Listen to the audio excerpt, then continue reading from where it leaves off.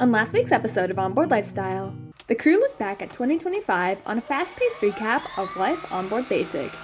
If you haven't seen it yet, check it out. It's as fun to watch as it was to make. And now, back to the grind.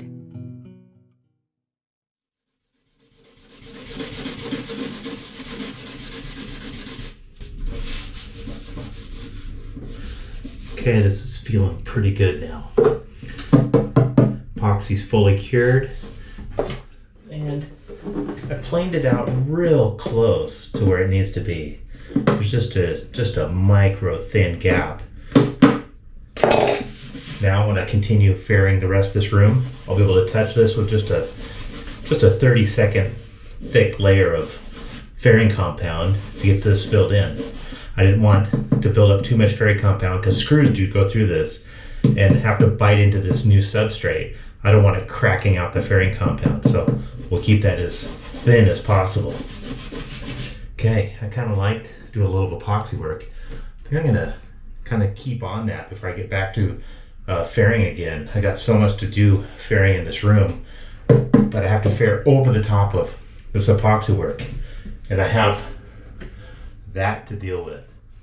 When I built this door, way back when. Best tool you could use for this is patience. You just got to keep working it. The fibers will lay down. See this as I come around this radius? You just got to take your time. These doors are built out of 90 core. Well, actually I got a piece right here. Here's another piece I've cut out. So the 90 core, I mean this piece right here weighs, I don't know, 6 ounces. It's very light. It's 90 core with a mahogany skin on either side and then just a thin layer of mahogany lumber on each side of the door, top and bottom. And that's just to accept the hardware. It gives nice screw holding for the continuous hinge and a nice place to mortise in the hardware for the strike and the handset.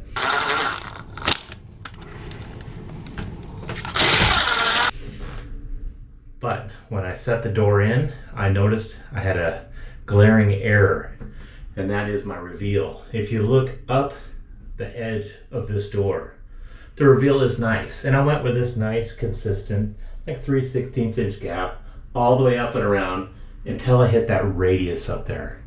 That radius, I don't know what happened. I just didn't quite hit it. So I'm gonna fix that. I've been looking at that one for too long.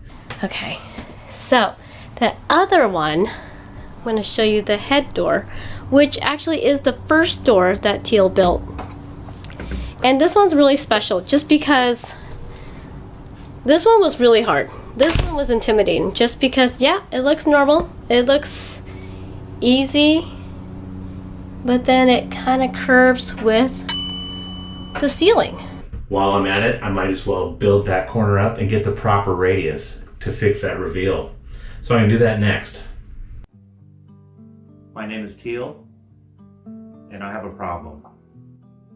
Hi, Teal.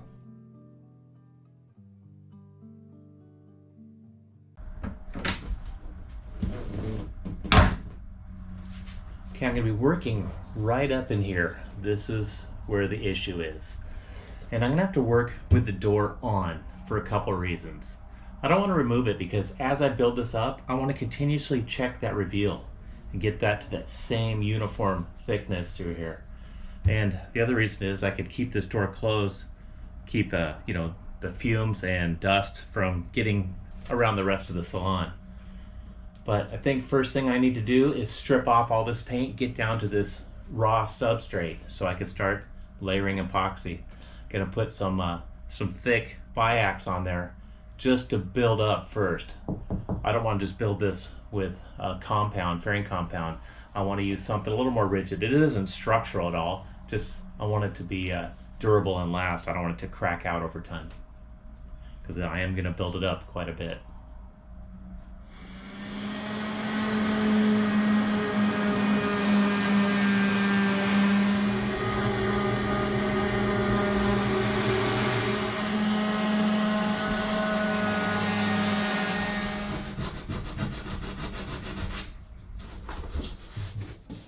I'm hand sanding the radius. I don't want to burn through that fiberglass skin.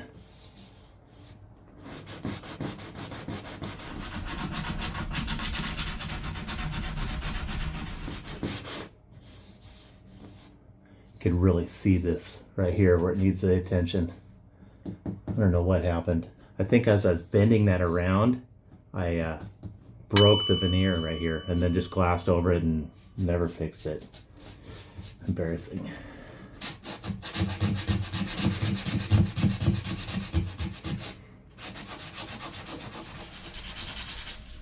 Well, now I know why this little divot is here. It's a little defect. Because if you're gonna cut corners when you make something, it's usually on the corners. These are hard to get to, hard to sand. It's kind of an awkward spot to hand sand out. I should have taken the time, when I first made this, way back when, to do this. Now I'm paying the price after staring at it for a decade. But I'll get it. I've stripped all this off. This is all down to glass. I used a white pigment in my epoxy back then, thinking that would be nice to have a substrate, but I don't think it really mattered. The top coats covered everything nicely. But let's take a look at this. You can see the fiberglass weave in here. But here's my problem, right in here. Look at this little knock-up. Hi, Teal. So what I think I'll do is I'm going to put a piece of biax right here and kind of bridge this across to about right here. Looks like this reveal looks good down here, but I'll fill this in first with epoxy and roving. Try to build this up, good. Look at that. Probably 1/8 of an inch right about here. Then I'll be able to blend it into this radius and then work it down to this. But at least that way I could get it started with something solid.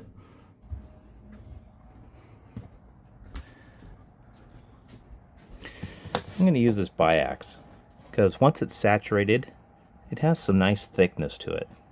So let's just cut a little piece of this.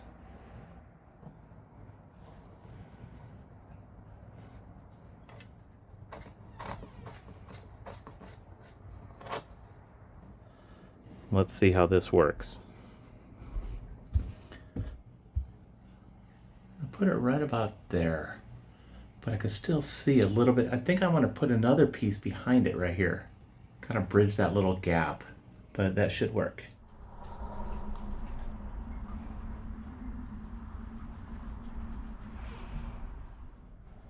I put just a couple little reference marks up here. This will then be that little teeny piece and then the overlay over the top. I want it to go wild a little bit on the edges so I could block sand that out, fill it with thickened epoxy, and then run a nice radius over it. Okay, it's getting dark fast. Try to get this in so it cures overnight. And we'll try not to make a mess. Okay, now let's get the big piece over the top of this. Last thing I want to do is watch this thing flop to the ground onto our finished floor. Line it up on my mark here, right there, and hope this fires off before it falls.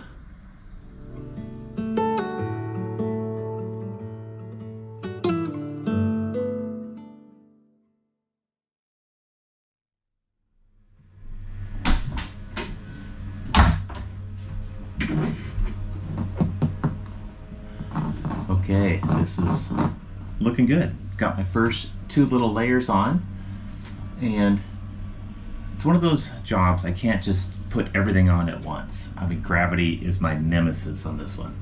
So I'm gonna need to block sand this out, not too much, because another layer goes about 1.5 inches this way, and another 2 inches this way. And that's taking up that gap real nice. That may be enough. I wanna get this on and kind of evaluate where I'm at. It's fired off nicely. So let's sand it out and get that next piece on.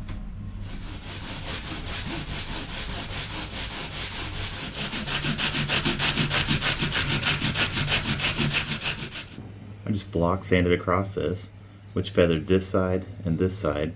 I blocked this face and this face. I'm just trying to plane this down. There'll be a little bit of gap here. I'll fill that in later with a thickened epoxy once I get this next layer on. Next layer actually starts right about here, goes to here. I've already cut it. This is it. Cut this earlier. And this will go right up on here. I think this might be my last piece. Well, we'll see. We'll get this on and see what that reveal looks like. But we're getting real close.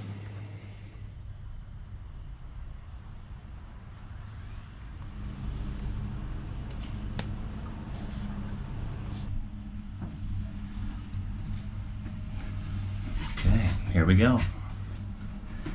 It's all saturated up, ready to apply. No gloves, no mess. That's my goal.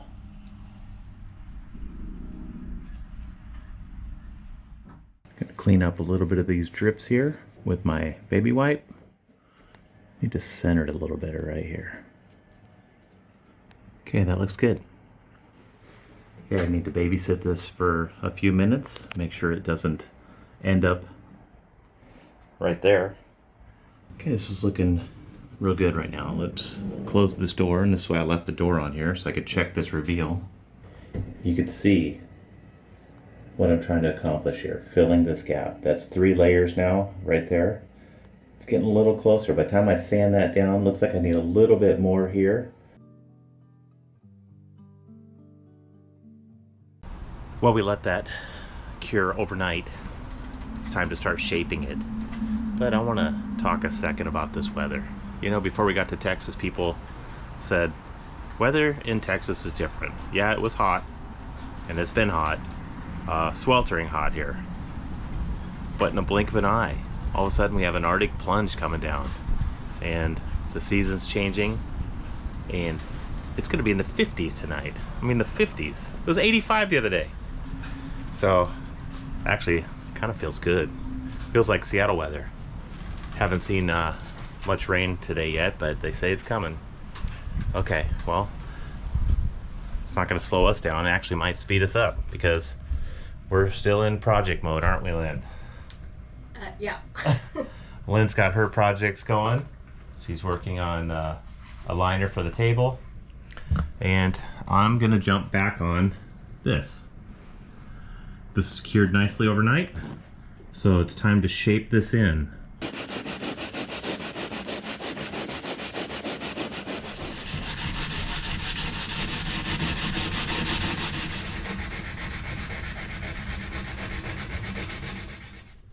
Okay, I've got this feathered out nicely, smoothed out a bit.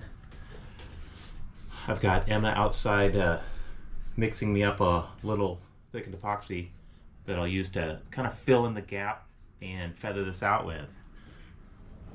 Thank you. You're welcome. Okay, I had her mix it up nice and thick because I don't want this sagging. Okay, this looks perfect. Just putting the glass, or this thickened epoxy, in between the glass and the door jamb. Just trying to square this up right now. I want this to be filled, that void to be filled, and I'll shape it in once this cures. And then this little ridge right here, I want to feather it back into here. I'll do the last feathering with a little bit of fairing compound, but I don't like to bridge too far with fairing compound. This is going to be a little more durable. Feather this out. You sound like Bob Ross. Sorry. Mistake? There's no mistake.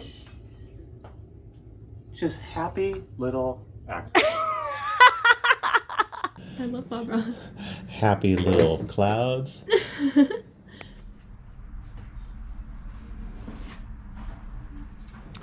Okay, I've got this shaped in now. Try to get it as close as I can with that thickened epoxy. I didn't want to do that with fairing compound. Now, that it's the basic shape that I need, I'll let this fire off, sand it smooth, then just skim coat it with some fairing compound. Really just a micro thin layer. But yeah, I had to get it as close as possible because this is tough to sand, especially these inside corners here. So I think we're real close. Again, let's check this out. And getting much closer. Look at that. Okay. I can see I have a little bit more to do in here. My name is Teal. But boy, getting happy with that. I can almost live with it. Thanks for watching this week's episode of Onboard Lifestyle. A special thanks goes out to our amazing patrons, whose generous support drives the production of our videos. Join our crew if you can. Sometimes we question the captain on his detailed view of his projects, but we have never questioned the outcome. A very wise and unusually handsome man once said, "The most important tool in your toolbox is patience, and the results will speak for themselves." Come back next week for more insight and inspiration. See you then!